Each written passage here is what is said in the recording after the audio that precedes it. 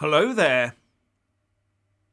So, people are worried that if Boris goes, Brexit goes. But are they right?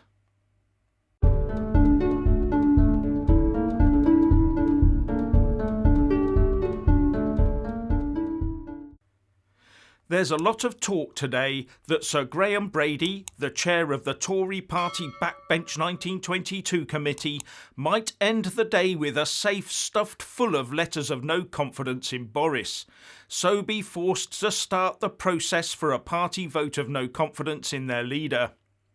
And as far as many see it, if Boris ends up being forced out of number 10 by this, we'll end up with a Remainer as Prime Minister and it's good night Brexit. But I would not be too sure about that. Yes, the BBC and the lefty mainstream media are all over this Partygate thing and are pushing to give Boris the old heave-ho. And Boris does deserve a bit of a bashing over it. But the public dissatisfaction in the Prime Minister runs much deeper than a few lockdown-breaking parties. Because those parties are a symptom of something that runs much deeper. Boris was weak with his number 10 and wider Downing Street team over these gatherings. But he's also been weak with France and the EU over the fishing issue by giving far too much ground. He's been weak with Brussels over the Northern Ireland Protocol by refusing to authorise the use of Article 16 to remedy the imbalances in trade and political stability in Northern Ireland, all caused by an intransigent EU hell-bent on breaking up the UK. He's committed the country to a nation-destroying green agenda because he's been weak with the Green lobby, mainly headed up by a section of his own family. He's been weak with regard to the plush red carpet that now adorns the English Channel.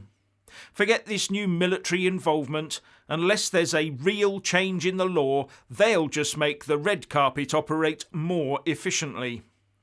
And it's now totally apparent that he's been weak with our scientific lobby and allowed himself to be led by the nose into economically disastrous actions, all based on flimsy and in most cases extremely erroneous data.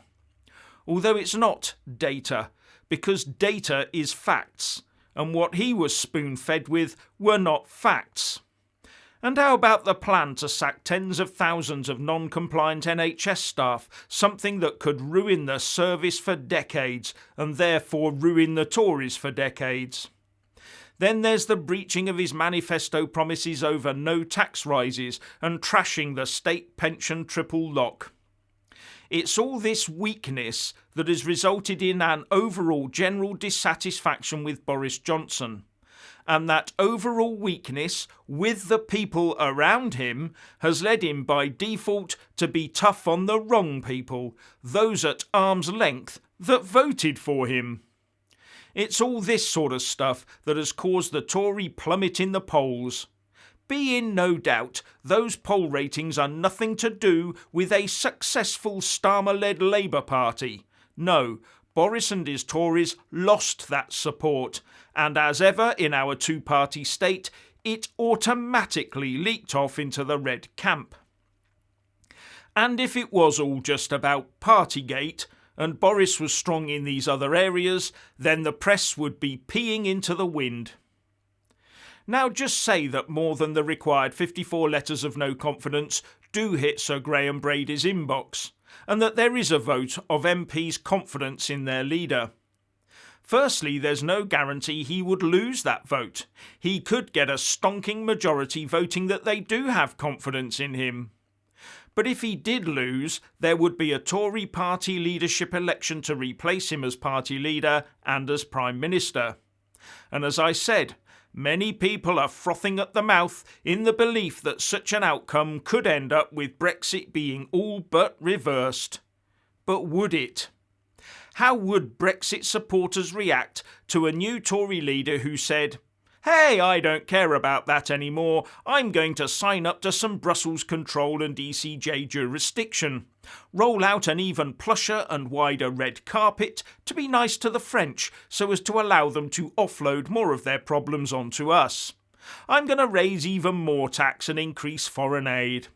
Well, you might get that one in spades if Rishi Sunak of Tory Tax and Spend ends up in the hot seat.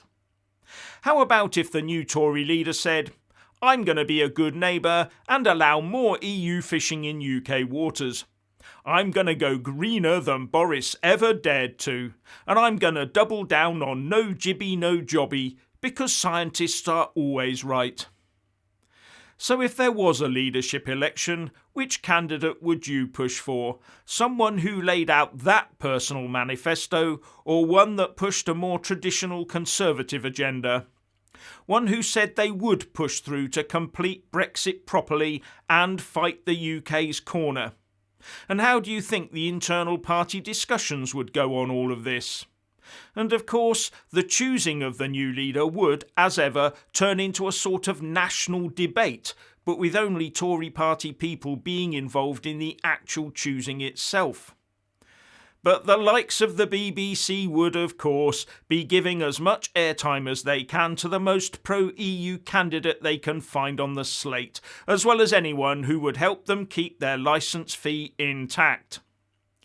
But the traditional, as well as the new but temporary Red Wall Tory supporters, would have an awful lot of impact on that result. As would the spectre of Nigel Farage standing in the wings ready to strip out those blue voters. So in reality, what are the chances of ending up with an anti-Brexit type leader? In reality, if one was elected based on lies and was found out to be an EU wolf in sheep's clothing and started handing the country over to Brussels, how long would they last as the Tory party slumped even further in the polls? How soon would letters from constituents to MPs become letters of no confidence from MPs about their new boss? And also consider how many Conservative voters would be writing to their local Tory MP and making it quite clear that if they choose the wrong leader, they're out at the next opportunity. Anyway, I do get the impression, and it's just a personal impression, that the Conservative Party as a whole quite likes Boris and understands that he is an election winner when he wants to be. And it might be that there is a vote of confidence, but I think he would win it. And his party might view that as the required shot across the Boris bows to force him back onto track and back into popularity.